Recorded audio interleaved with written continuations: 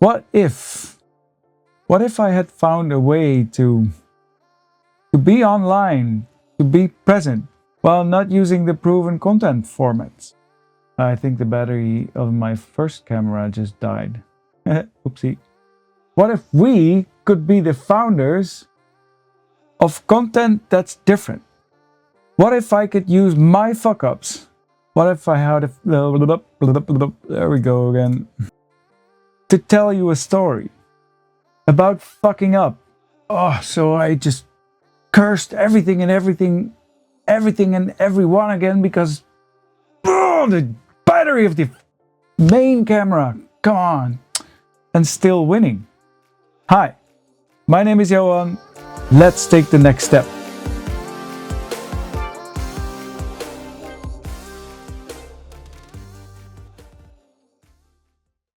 This is actually the first time that I've been using my whole new setup, like with all 3 cameras, and it terrifies the heck out of me. I don't know if the result is going to be any good.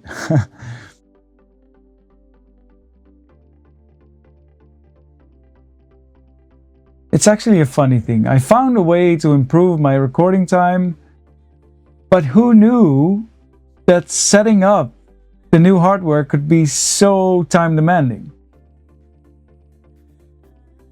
I've literally spent so much time working on this new set. I really thought that I could improve my content making speed, but apparently I overlooked how much time setting up a proper studio setup actually costs. I mean, don't get me wrong, I'm really happy with the results, but geez, the energy and time that it costed me to get here. I think by now I've cursed literally everything and everyone just getting to this point. Because sometimes I just got so freakishly frustrated if things didn't work the way I wanted to work. Cameras that didn't want to connect, lighting that took me a long time to set up, the prompter that it's apparently not compatible with the OBSBot cameras. If you look at the setup height, micro SDs that were surprisingly hard to push into the SD slot. It was educational, to say the least. So, pro tip, reserve way more time than you think you need for getting to know your hardware if you just started making content consistently. I thought it would take me about 2.5 hours to get started with my new setup. It became like 12 hours, and I wasn't even fully finished yet. But then again, look at my beautiful hardware set. It's worth it!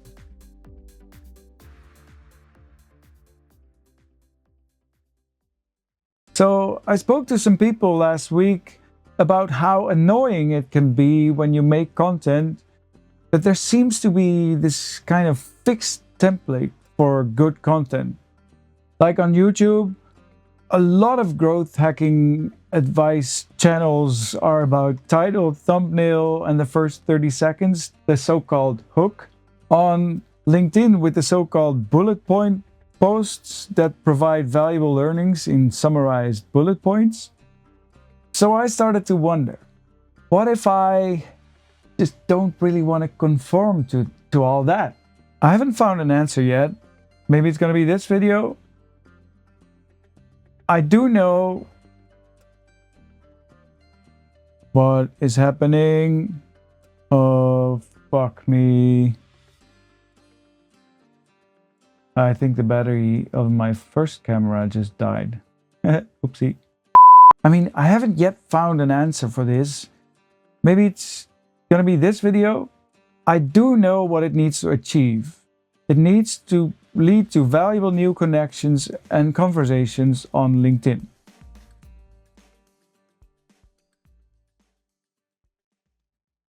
The way my workflow is designed, at the moment at least, I create content, the long-form version I use for YouTube, additional short snippets are intended for LinkedIn, and I also started using LinkedIn Sales Navigator. I use it primarily to design a list of possible leads based on certain criteria. These are fake. Then that list I use in Dripify, which is basically a sequence-based LinkedIn automation tool. I keep my messages on there really general because I want them to feel personal, even though they're automated. And because if I make them too specific, big chance they're going to raise some eyebrows when someone gets messages that don't match with his or her LinkedIn profile. And so Dripify is going to collect new profile connections for me. And those connections I then add to my own Excel CRM system, which is really cheap, but it works really well, for me at least.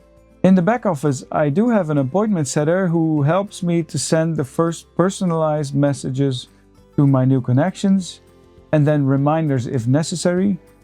And once a real conversation has started, I take over and engage with the potential customer or strategic partner.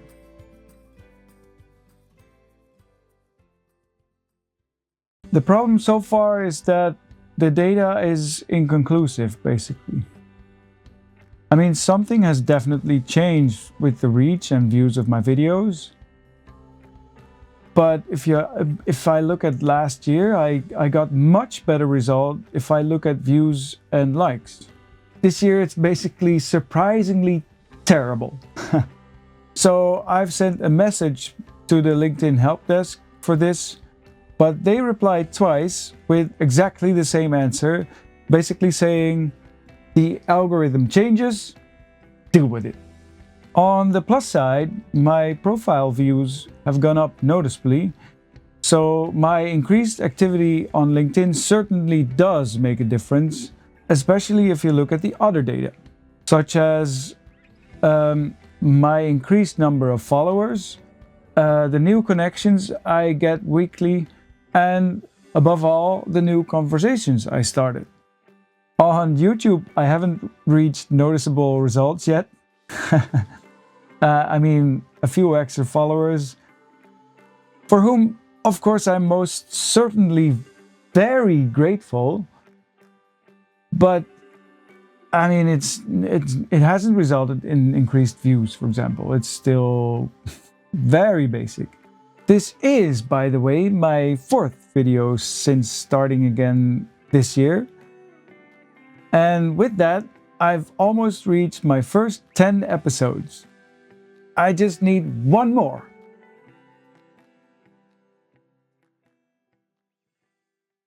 The first conversations through LinkedIn are actually now taking place, and I expect to have the first appointments resulting from it somewhere in the next few weeks.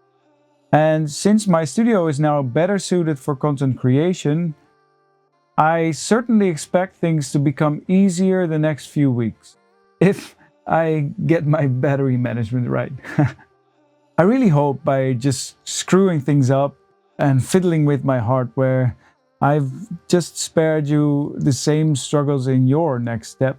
So thanks a lot for taking this next step with me, and see you next time.